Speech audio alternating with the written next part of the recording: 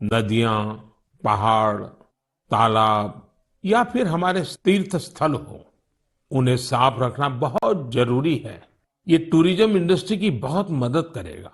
पर्यटन में स्वच्छता के साथ साथ हमने इनक्रेडिबल इंडिया मूवमेंट की भी कई बार चर्चा की है। इस मूवमेंट से लोगों को पहली बार ऐसे कितनी जगहों के बारे में पता चला जो उनके आसपास ही थे। मैं हमेशा ही कहता हूं कि हमें विदेशों में टूरिज्म पर जाने से पहले हमारे देश के कम से कम 15 टूरिस्ट डेस्टिनेशन पर जरूर जाना चाहिए। और यह डेस्टिनेशन जिस राज्य में आप रहते हैं वहां के नहीं होने चाहिए, आपके राज्य से बाहर किसी अन्य राज्य के होने चाहिए। ऐसे ही हमने स्वच्छ सियाचिन, सिंगल यूज प्लास्टिक और ई वेस्ट जैसे गंभीर विषयों पर भी लगातार बात की है। आज पूरी दुनिया पर्यावरण के जिस इशू को लेकर इतना परेशान है, उसके समाधान में मन की बात का ये प्रयास बहुत अहम है। साथियों, मन की बात को लेकर मुझे इस बार एक और खास संदेश यूनेस्को की डीजी ऑद्रे ऑजुले का आया है। उन्होंने सभी देशवासियों को 100 एपिसोड के इस शानदार जर्नी के लिए शुभकामनाएं दी हैं। साथ ही उन्होंने कुछ सवाल भी पूछे हैं। आइए पहले यूनेस्को की डीजी के मन की बात सुनते हैं। Namaste, Excellency, dear Prime Minister. On behalf of UNESCO, I thank you for this opportunity to be part of the 100th episode of the Man Ki Baat radio broadcast. UNESCO and India have a long common history. We have very strong partnerships together in all areas of our mandate: education, science, culture, and information. And I would like to take this opportunity today to talk about the importance of education.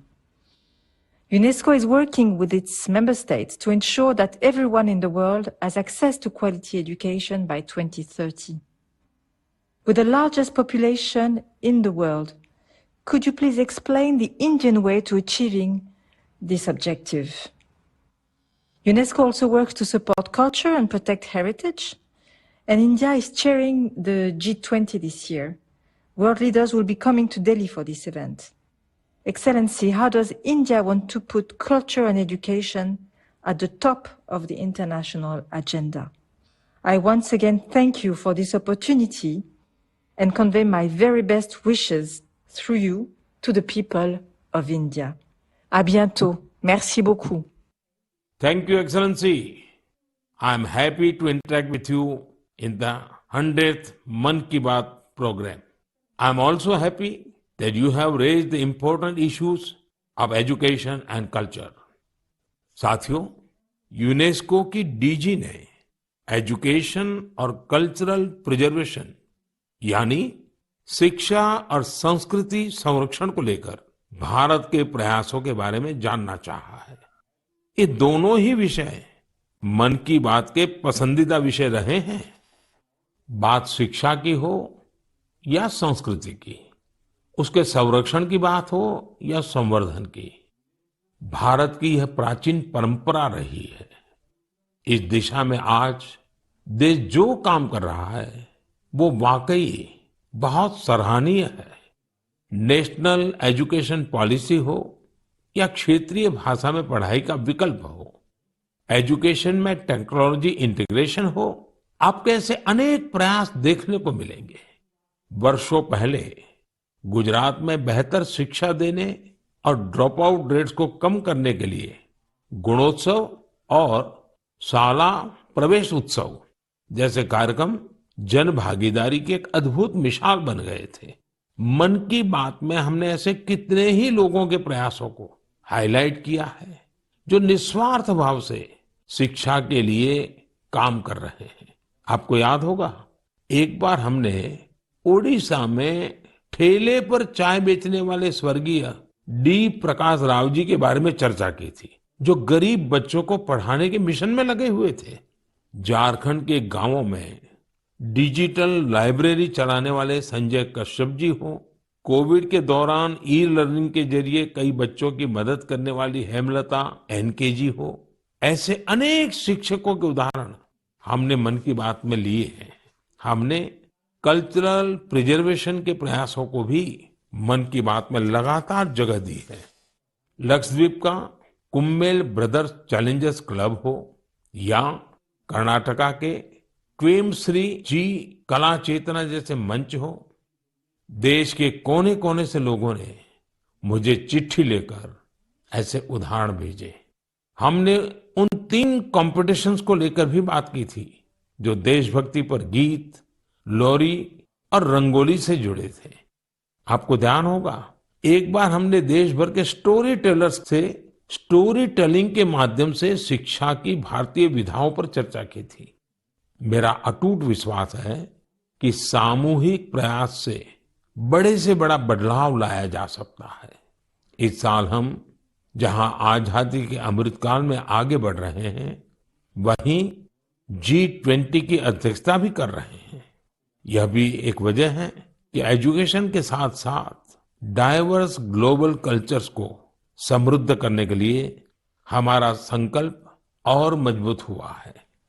मेरे प्यारे देशवासियों, हमारे उपनिषदों का एक मंत्र सदियों से हमारे मानस को प्रेरणा देता आया है। चरैवेति चरैवेति चरैवेति, चलते रहो चलते रहो चलते रहो।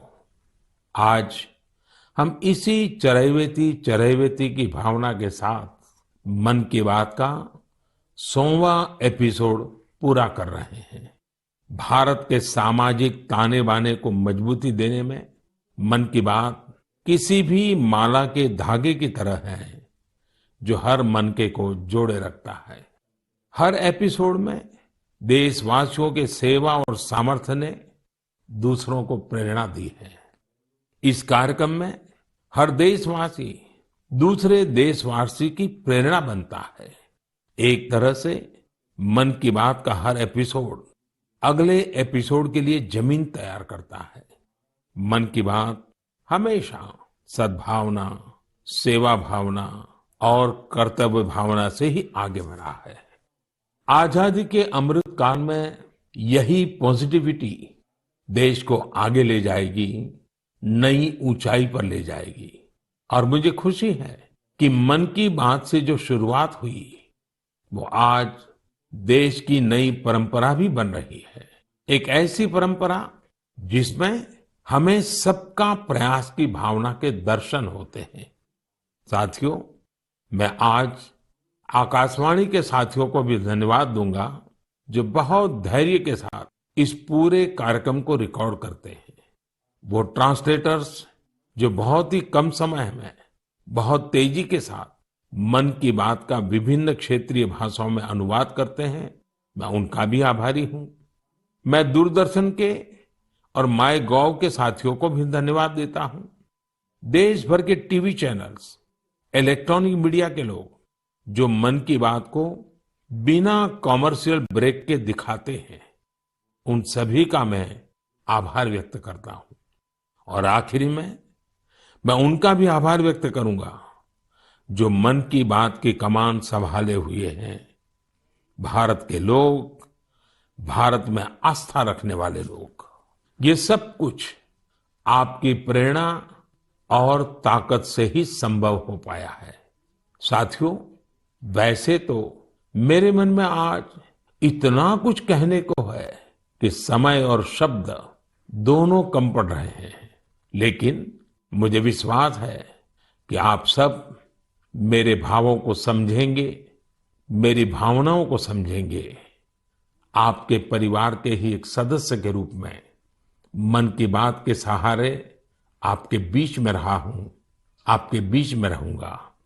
अगले महीने हम एक बार फिर मिलेंगे, फिर से नए विषयों और नई जानकारियों के साथ देशवासियों की सफलताओं को सेलिब्रेट करेंगे। तब तक के लिए मुझे विदा दीजिए और अपना और अपनों का खूब ख्याल रखिए। बहुत बहुत धन्यवाद। नमस्कार। और चलिए इसी बीच आप देखिए किस तरीके से प्रधानमंत्री नरेंद्र मोदी ने मन की बात के 100वें एपिसोड में कई महत्वपूर्ण बातों को सामने रखा। साथ ही अंत में उन्होंने ये भी कहा, सभी को धन्यवाद दिया और जिस तरीके से मन की बात के 100वें एपिसोड को बीजेपी ने एक बड़े स्तर पर उसे दिखाने के लिए कई बूथों पर लोगों को इकट्ठा किया था, एक ऐतिहासिक इसे रूप में देने की कोशिश बीजेपी के तमाम कार्यकर्ताओं, तमाम विधायकों की ओर से की गई थी। आज मन की बात का 100वां एपिसोड, पूरा देश पीएम मोदी की मन की बात सुन रहा था और मन की बात के दौरान जिस तरीके से प्रधानमंत्री नरेंद्र मोदी अनेक विषयों को सामने रखते हैं, कई लोगों से बातचीत करते हैं, उसी तरीके से इस बार भी पीएम मोदी ने कई लोगों से बातचीत की जो अपने अपने क्षेत्र में एक आयाम तक पहुंच चुके हैं। उन सभी लोगों से बातचीत की, उनके अनुभवों को जाना और एक बार फिर से तमाम देशवासियों को धन्यवाद दिया, शुक्रिया अदा किया जिस तरीके से मन की बात कि 100वें एपिसोड को दर्शकों ने यहां तक पहुंचाया है। कई ऐसे लोग हैं जो मन की बात को मोबाइल फोन पर देखते हैं, कई ऐसे लोग हैं जो रेडियो पर सुनते हैं और 4 लाख सेंटर्स पर इस कार्यक्रम का प्रसारण किया गया। इस कार्यक्रम को ऐतिहासिक बनाने की बीजेपी के नेताओं की ओर से, कार्यकर्ताओं की ओर से तैयारियां की गई थी। हर बूथ पर टीवी लगाए गए थे ताकि जो लोग हैं वो लाइव टेलीकास्ट इसका देख सकें।